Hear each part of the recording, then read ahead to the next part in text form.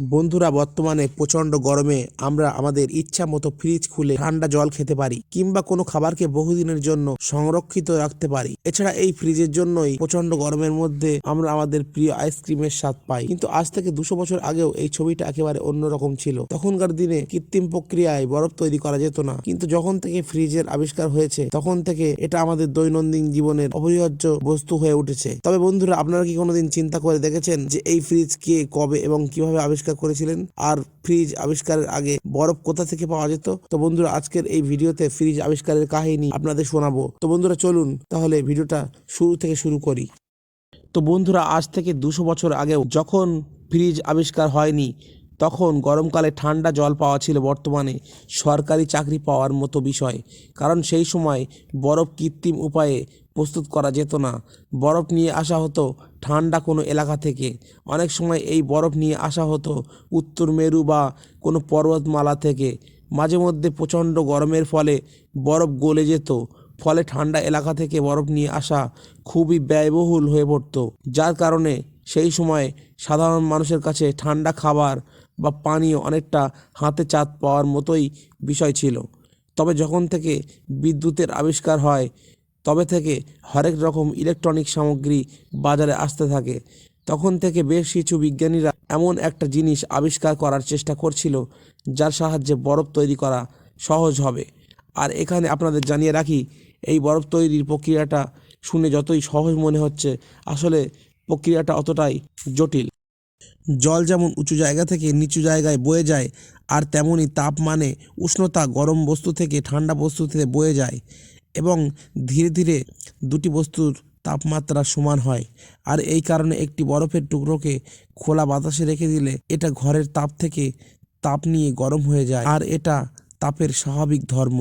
ফলে বিজ্ঞানীদের সামনে একটা বড় চ্যালেঞ্জ ছিল, যার সাহায্যে গরম বস্তু থেকে এত পরিমাণ তাপ বের করে দেওয়া যাবে যাতে বস্তুটা ঠান্ডা হয়ে যাবে। আর এর জন্য দরকার ছিল একটা হিট পাম্প। 1740 সালে একজন স্কটিশ বিজ্ঞানী, যার নাম ছিল উইলিয়াম কুলেন, যিনি প্রথম একটি সফল রেফ্রিজারেটর আবিষ্কার করেন। তিনি একটি কম্প্রেসরের মাধ্যমে ফ্রিজের মধ্য দিয়ে গরম হাওয়া প্রবাহ করান, যার ফলে ওই গরম হাওয়া ফ্রিজের মধ্য থেকে তাপমাত্রা শুষে নেয়, যার ফলে ফ্রিজটা ঠান্ডা হয়ে যায়। উইলিয়ামের এই আবিষ্কার ততটা সাড়া ফেলতে পারেনি, কারণ এটার মাধ্যমে তাপমাত্রা নিয়ন্ত্রণে রাখা যেত না। আর এরপর 1803 সালে একজন আমেরিকান ব্যবসায়ী, যার নাম ছিল থমাস মুরে, তিনি একটি আইস বক্স আবিষ্কার করেন, যার সাহায্যে কৃত্রিম পদ্ধতিতে বরফ তৈরি করা সম্ভব হচ্ছিল। আর ঠিক এই সময় থেকে বহু বিজ্ঞানী রেফ্রিজারেটরের উপরে কাজ করতে থাকে। আর 1834 সালে প্রথম কার্যকর জলীয় বাষ্প কম্প্রেসর রেফ্রিজারেটর তৈরি করা হয়, আর বাণিজ্যিকভাবে আবিষ্কার করা হয় 1854 সালে। আমরা বাড়িতে যে ফ্রিজ ব্যবহার করি তা 1913 সালে আবিষ্কার করা হয়েছিল। আর 1923 সালে ফ্রিজেরিয়ার কোম্পানি প্রথম অটোমেটিক ফ্রিজ আবিষ্কার করে এবং এরপর থেকে ফ্রিজের ব্যবহার ব্যাপক হারে বেড়ে যায়। বন্ধুরা, চলুন এবার জানা যাক যে ফ্রিজে কিভাবে খাদ্যদ্রব্য সংরক্ষণ করা হয়। যে কোনো খাবার কয়েক দিনের মধ্যেই নষ্ট হয়ে যায়, আর এর কারণ হলো ব্যাকটেরিয়া, যা ঘরের সাধারণ তাপমাত্রায় খুব সহজেই খাদ্যদ্রব্যকে খারাপ করে দেয়। কিন্তু আমরা যখন কোনো খাদ্যদ্রব্যকে ফ্রিজে রাখি, তখন সেই খাবারের তাপমাত্রা কমে যায়, আর এই কম তাপমাত্রায় ব্যাকটেরিয়া বাঁচতে পারে না। ফলে ফ্রিজে খাদ্যদ্রব্য অনেক দিন পর্যন্ত সংরক্ষণ করা যায়। এমনকি আজকাল হিমঘরে বিভিন্ন খাদ্যদ্রব্য সংরক্ষিত করা হয়, যার ফলে সারা বছর আমাদের দেশে ফসলের যোগান বজায় থাকে। তো বন্ধুরা, চলুন এবার জানি ফ্রিজ কিভাবে কাজ করে। বন্ধুরা, ফ্রিজের কার্যপ্রক্রিয়া একটু জটিল, তো তাহলে চলুন এটাকে খুবই সহজভাবে আপনাদেরকে বুঝিয়ে দেই। বন্ধুরা, যখন আমরা সাইকেলে হাওয়া দেই, তখন দেখা যায় সেই সাইকেলের টিউব এবং হাওয়া দেওয়া নলটি খুব গরম হয়ে যায়।